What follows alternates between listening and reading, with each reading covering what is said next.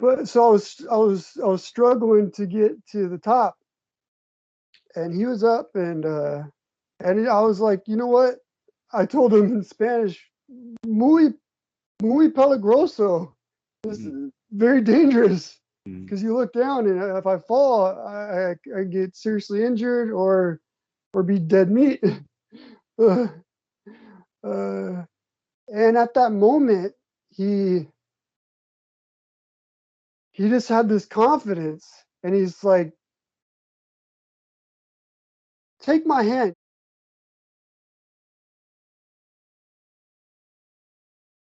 So I see you're still staying in the temple there. That's you're still in Washington. Yes, in Olympia at Wat Budankura. uh, Say the word again. Wat Budankura. What Udankula? Kura, Kura. Kura. Okay. Yeah, yeah. Well, it's really good to see you again, and I really like to see you gushy and all of that.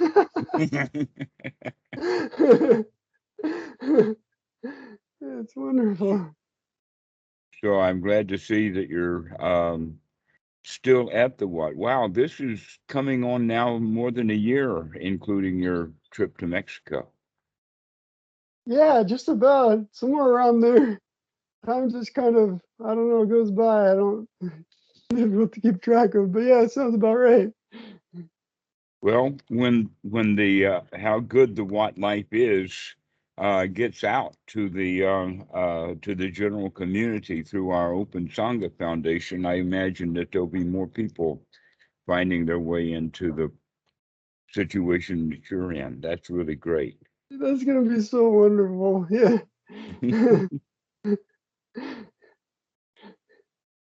So you said that you had a question.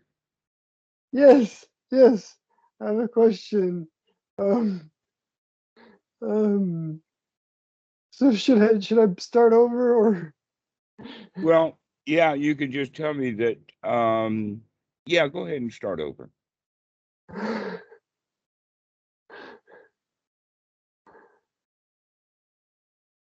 Okay, okay. So, um, I'm incredibly confident that I've come across something um, in my practice, likely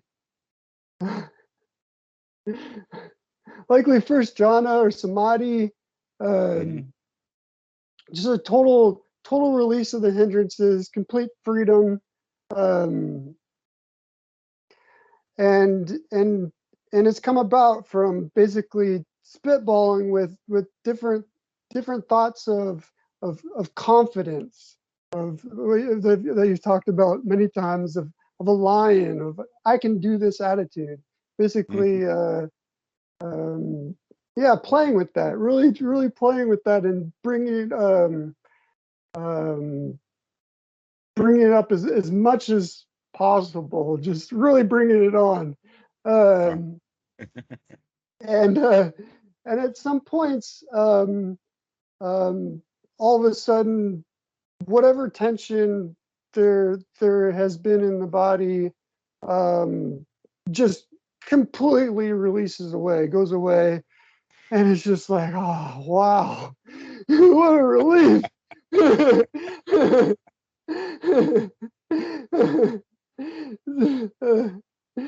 so but for the past couple of days, after spitballing and just kind of throwing whatever I can at at this, I've discovered that it what really can I can intentionally bring this on is an experience that I had in Mexico, Hmm. um, which was with a friend that I had um, while I was there. I stayed in this small town next to Pangahoya in Chiapas for 3 months, and spent a lot of time with this man I met. And I was constantly,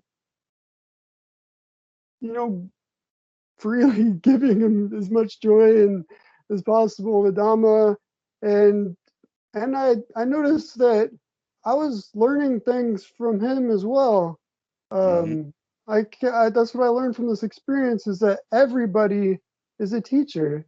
Everybody, even though not everyone's a complete noble, they all have noble qualities, and it's all about uh, picking, noticing and picking and choosing and bringing it on within ourselves. Uh, but one quality that he had was real confidence. One word that he would say a lot. We both spoke very little of each of our languages, but he would say animal, like uh, whenever maybe I was showing weakness or something. I don't. He may have. He would say animal, and more of in a joking, like jolly way. You can do this. But in one time we went out and he showed me this really cool stream, and we decided to explore it um, and basically walk all the way up it. But every now and then came waterfalls, and they were pretty tame at first, and but it was fun. We were climbing them and just having a good old time. And we got to near the end, and there's this really steep waterfall, and uh, I was like, we got that far. I was gonna give it a try, and so we got all the way near the top, and just one more climb up, Mm-hmm. and he got up, and he was wearing shoes. I was barefoot, and this was almost like rock climbing. So having all the weight on one toe or whatever Mm-hmm. it was kind of difficult. But so I was struggling to get to the top, and he was up, and I was like, you know what? I told him in Spanish, muy muy peligroso. This Mm-hmm. is very dangerous Mm-hmm. because you look down, and if I fall, I get seriously injured or be dead meat. uh, uh, and at that moment, he he just had this confidence, and he's like, "Take my hand." He wasn't speaking in English, but basically, in a very serious manner, I got you. Take my hand. You can Mm-hmm. do this. And I saw that, and I grabbed his hand and gave him all my weight, gave him all the confidence. I saw the confidence and I could feel it, and so I went with it, and he got me to the top, and I was so grateful to him, so incredibly grateful to him for that teaching. It was a wonderful experience and a wonderful teaching, and basically that's that's That is what. so marvelous. That is really great. Many people would have gotten out of that. Oh, I got a helping hand, but you got so much more out of that one moment. You got confidence, and that is amazing. That is Yes. sometimes it happens like that. In fact, you're not the first one to give me rock climbing as an example of getting your mojo back rather than getting afraid and standing or on the side of the mountain and you're clinging and not breathing and whatever like that. That's the time to really get your mind together, Yes. Yeah. and that's exactly what happened. So that's really great. Yes. You also mentioned something about people having noble qualities. Everybody has noble qualities. Yeah. There's a little bit more to that, and that is that everyone from time to time has absolutely wrong view. Other times, everyone from time to time will have ordinary right view, and from time to time, everyone has altruistic noble view. Yes, yes, yes. I've definitely experienced this. Uh-huh. Yes. That's a really amazing thing that we all are how to say it, we're a crowd inside. And that when we become unified, it becomes unified in the noble as opposed to unified in the unwholesome. And so I thought that I would point that out, that yet everyone that you meet is capable of and not just capable of, but from time to time actually spends their time in noble thought, altruism, wanting to see uh, teach the world to sing. Everybody wants to give everybody else a Coke. You know, we all have those altruistic intentions and feelings. And so that's an important point. Um, that it's not a radical change that each one of us have to make. It's just to remember to be in the best part of us.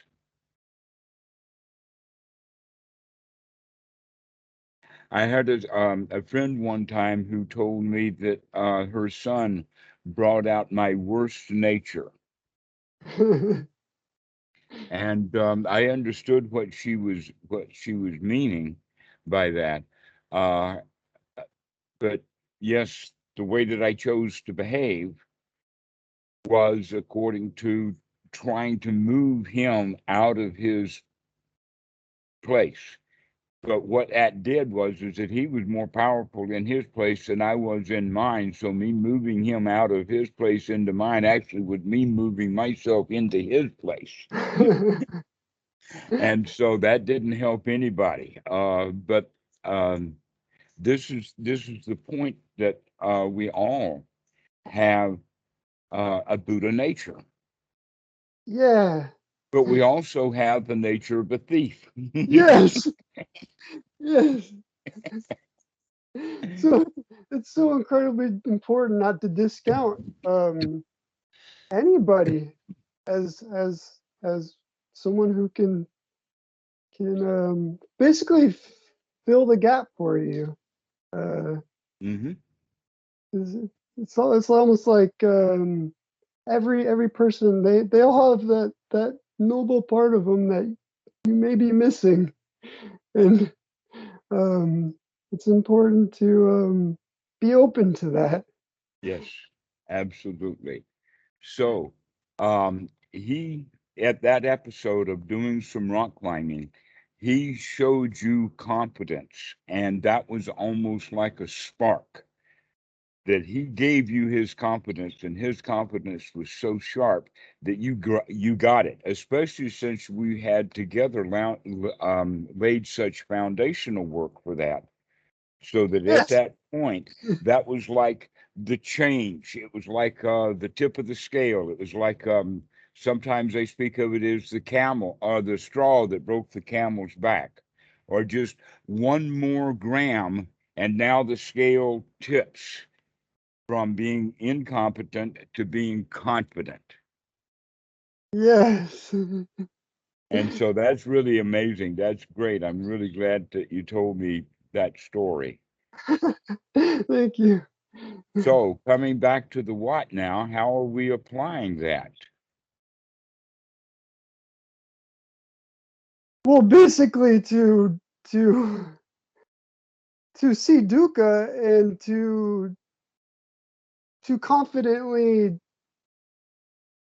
to confidently approach it and to not turn away from it, just like on Precisely. the just on that waterfall, not to say, oh, this is too dangerous, and back down, but to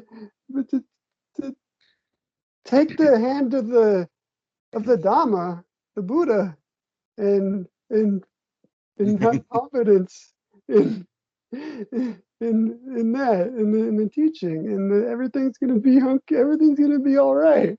Yeah, everything's going to be all right. That's really great.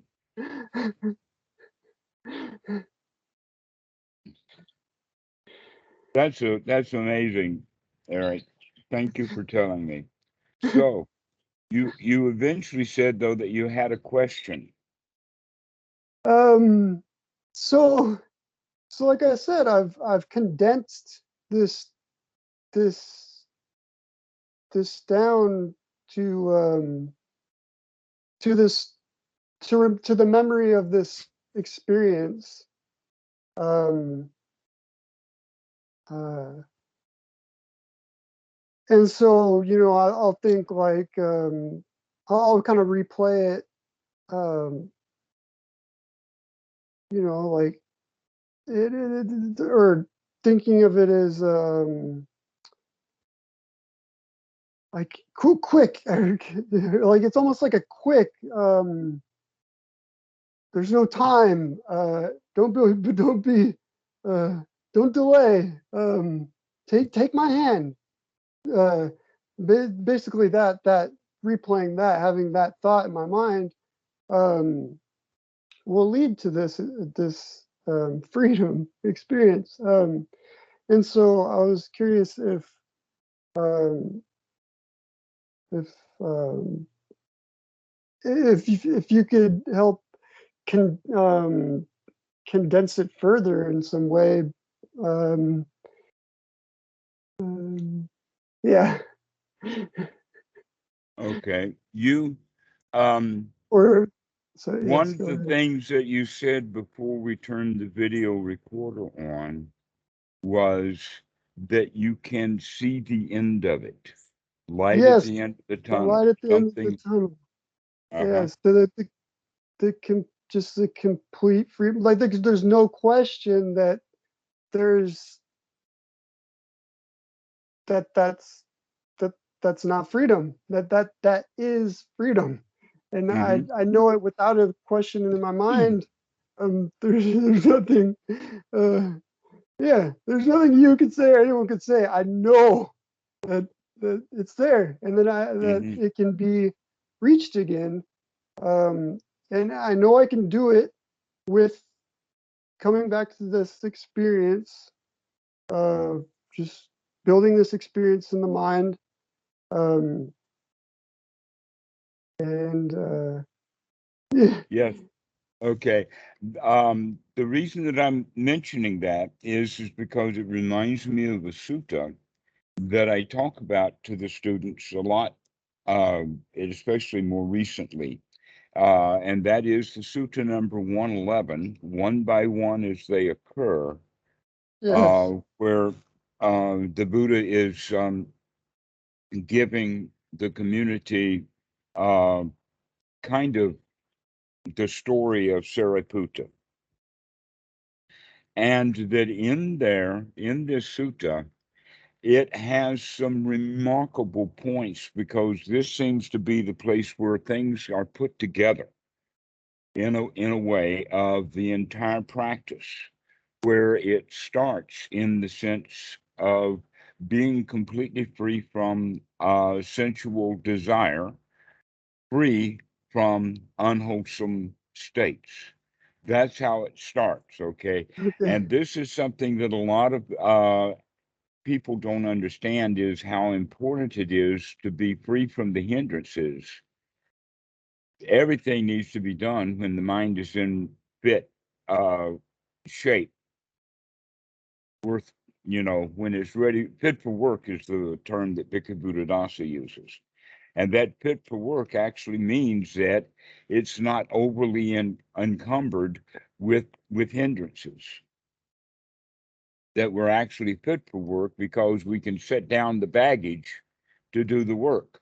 While we're carrying a bunch of baggage, we're not really fit for work. Almost like a carpenter or a plumber had to carry his toolbox with him every minute while he was repairing the toilet. He's not going to get that toilet repaired very quickly. But if he sets the toolbox down and then uses one or two tools out of it, so this is the whole point then. from Sariputta. Once we get the mind free from hindrances and get it into this really good state, that's when we can see how things arise and pass away and flitter, and how the mind actually works in these stages. But then it says the most important point, which is what you're bringing down, is when Sariputta would then think or have the thought or told the Buddha that by doing this, I can see that there is an end to this.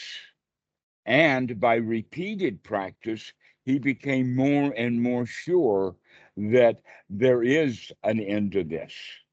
That not only Okay. is there light at the end of the tunnel, there's the end of the tunnel.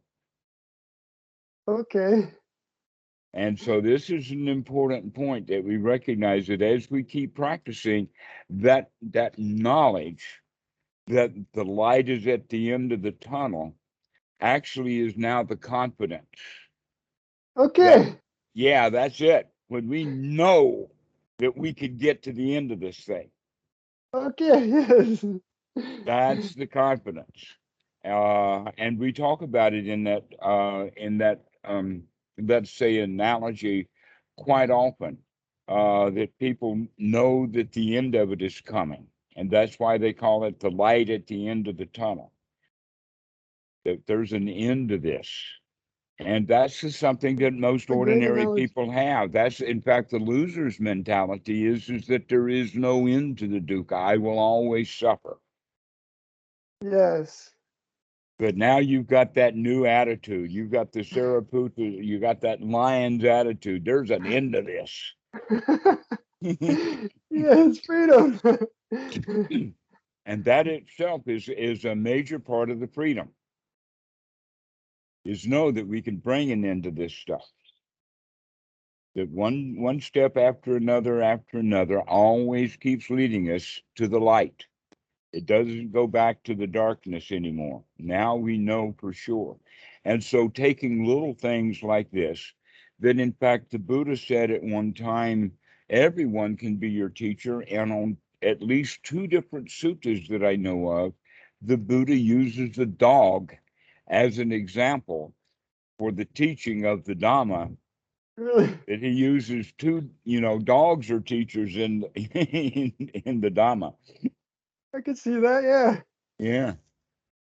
And Yeah. so we can gain great wisdom from anyone. So even though this guy was only talking about the rock climbing and whatnot, you use that as a real mojo builder for yourself. And I'm really pleased with that. I'm so happy, Eric, to hear Me too.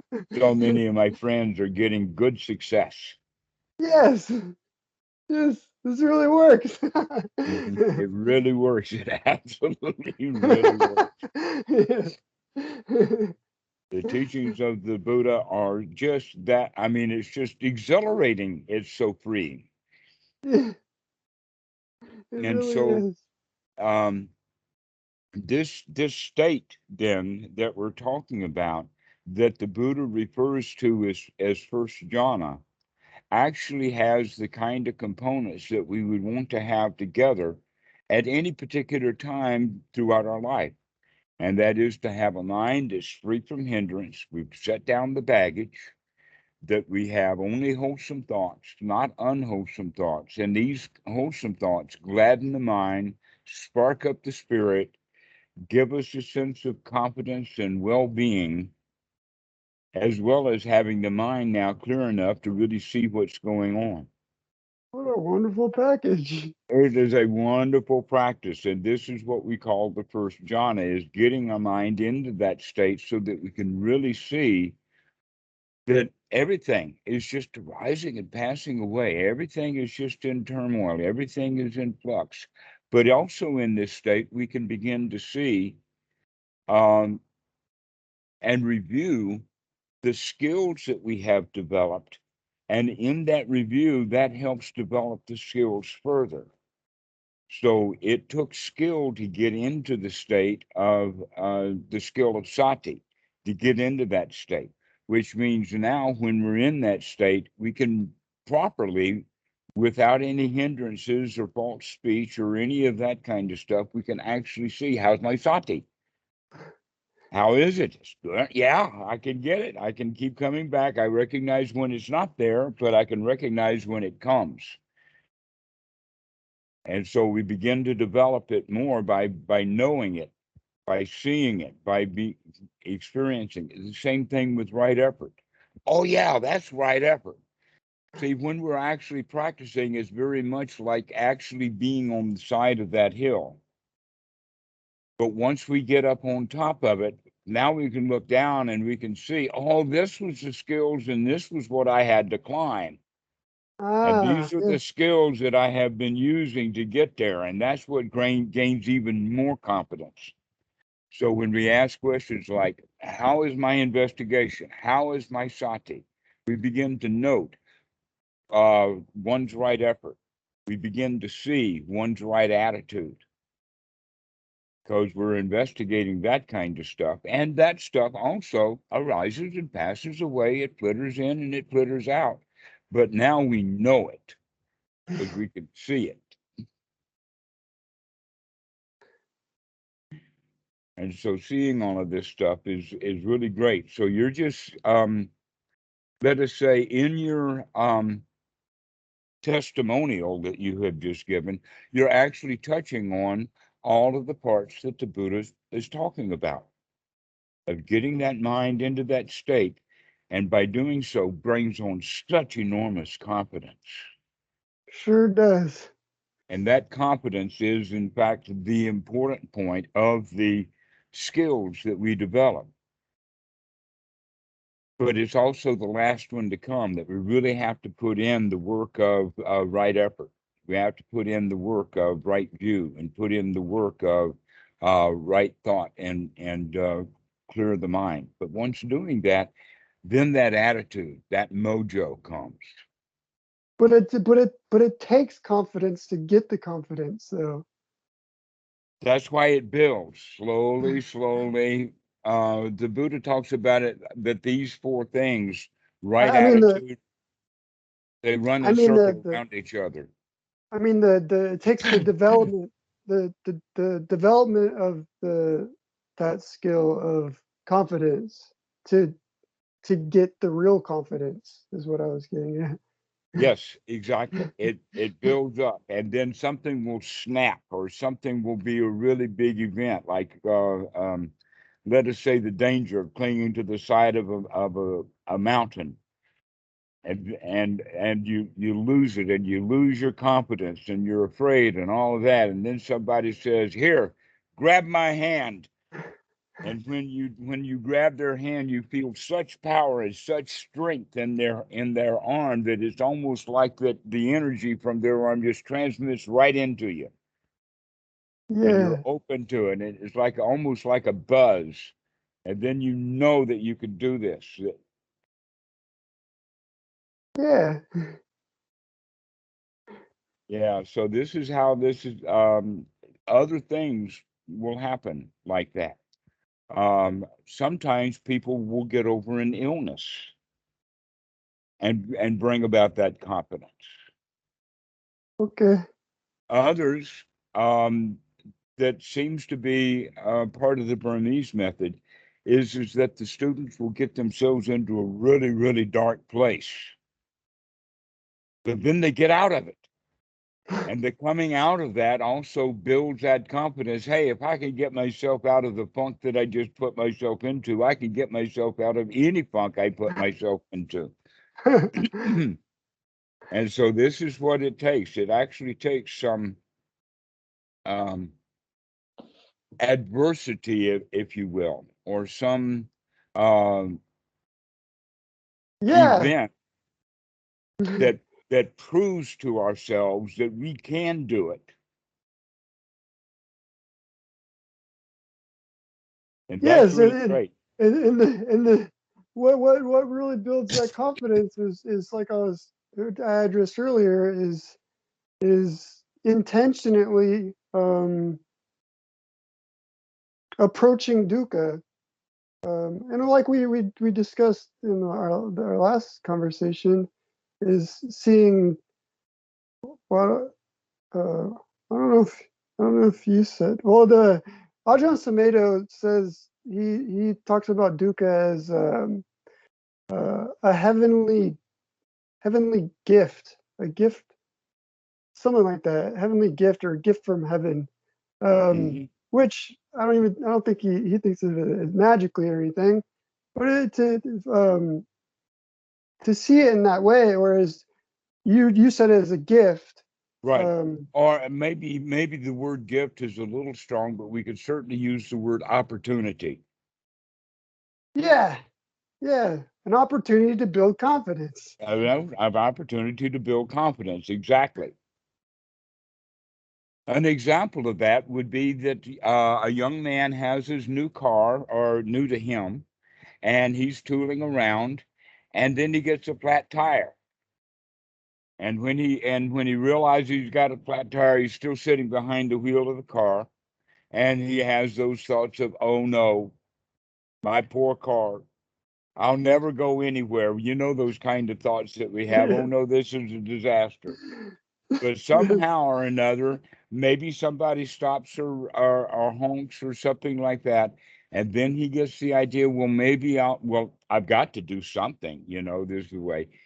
But then he goes and he changes the tire. And while he's changing it, he begins to get the attitude, "I can do this." And when he actually gets the car back on the road and he just starts off and tooling down the road, he's like, "Wow, what a relief that is, because now I have not just changed the tire, but I know that I can do this." Yeah, that's the gift. That's the gift that Samedo is talking about. That flat tire was a gift to that young man. Absolutely.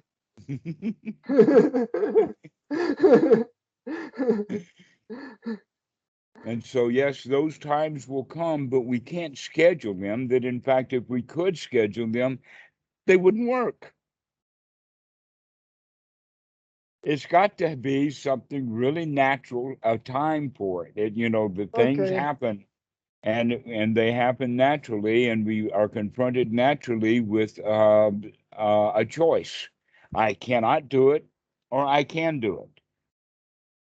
And when we take the choice, we can do it. That's what really in some cases, super builds confidence.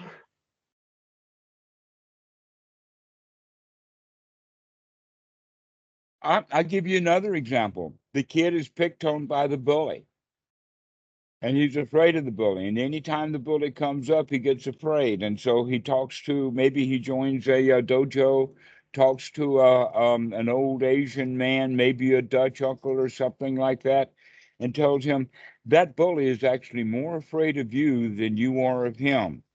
And all you have to do is demonstrate that to everybody around, and he'll leave you alone.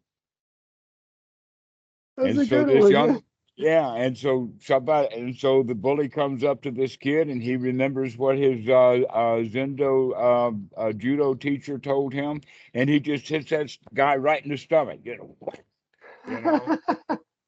and everybody's surprised, but he gains great confidence that he can handle things now, because he had the idea that he couldn't do anything, that bully was in fact going to be his boss forever. And all it took was just one thing, like changing that tire or fighting back just a little bit, and gains great confidence. That Those are confidence is great always, analogies. Yes. yeah. So it's a great success that we have. And I'm glad that you've had that and you're building on it. And now that you're at the Watt, that's a really great place to practice that kind of confidence. And you can see then that how powerful that confidence is. And people, when they hear the word piti in Pali and hear the word rapture in English, they get completely confused. But now we can see how the Sama Sankappa, the right attitude, is that piti of the Yes. knowledge we can do this. Yes. That Uh, was a very helpful thing to come to an understanding with. mhm. stop looking for this magical whatever sensation or whatever, and to actually build the skill of confidence. Yes, we could build up that confidence. It'll bring. It's the real cause. The real cause. Mhm. Well, is this in the direction of answering your question, or do we need to look at it a little differently? Oh, you've answered my question just greatly. Yeah, yeah, I know exactly what to do. Thank you. Excellent, excellent. Well, I'm really glad to see. I am really glad to see you. It's been wonderful. Yeah, it's been so nice to see you. All right. Well, I'm going to let you go now, and we'll talk a Okay, bit later. sounds great. Okay. Excellent. See you later, Eric. Bye bye.